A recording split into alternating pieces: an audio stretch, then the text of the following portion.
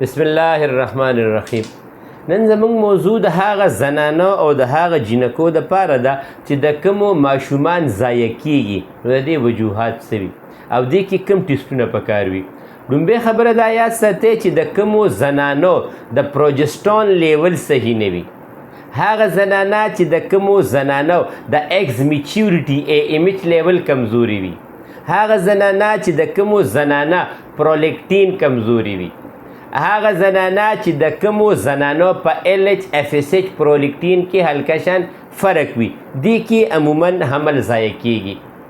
بله چې هر کله د یو زنانه د 2.5-3 میاشتو نه بعد حمل ضایع کیږي، نو دې کې یو وجه بیا د سړي په کروموسوم کې هم وي، د سړي په وجود کې یو ایکس کروموسوم یو وای کروموسوم وي، نو هغې کې چې کله کمزوري راشي ځینې سړي داسې وي چې د هغې د جراثیمو چې کوم سپرم کاونټ چې کوم پکار وي یا اکټیو لیول چې کوم پکار وي هغه ډېر زیات کم وي، نو چې کله هغه ډېر زیات کم وي نو د هغې د کمی د وجې هم حمل وشي خو هغه ضایع کیږي. او چې د کومو زنانو صرف هلکان ضایع کیږي او جینکۍ یې پاتې کیږي، نو دا فرق چې کوم دی دا بیا د سړي فرق دی، د هغه د کروموسوم چې کوم دی هغه ډېر زیات کمزوري وي. چې د کومو زنانو حمل زر ضایع کیږي نو د هغې وجوهات دا وي چې د هغې پروجسټرون لیول کې به خامخا فرق وي، د خپو تلي به لازمي عموما په دې کې سوځي، د داسې زنانو RH فیکټر ټیسټ چې کوم دی دا میکسیمم پوزیټیو راځي، په دې کې IgM IgG ټیکسوپلازما بروسیلا عموما دې کې پوزیټیو راځي. د داسې زنانو د خپو تلي ډېر زیات سوځي، غصه ورته ډېره زیاته ورځي، داسې زنانه چې څومره هم ګرمې دوایانې استعمالوي نو هغوی به دا زیاتیږي، دا یاد ساتئ.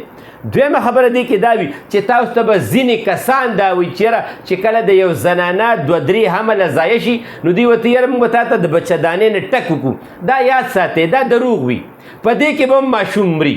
او چې کله ماشوم مړ شي هغه به رنګ چینج کوي، او د هغې وجه دا وي چې دا د زنانه د سپغز یو بیماری ده،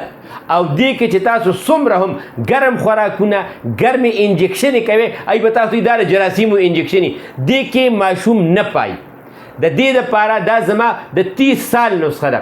چې کومو کسانو ته هم داسې مسله وي دوی اډو اوړی ما سره صرف مشوره وکړئ، زه به درته کور کې لکه که داسې زنانه چرې ګازرې بادرنګ چکندر بندګوپي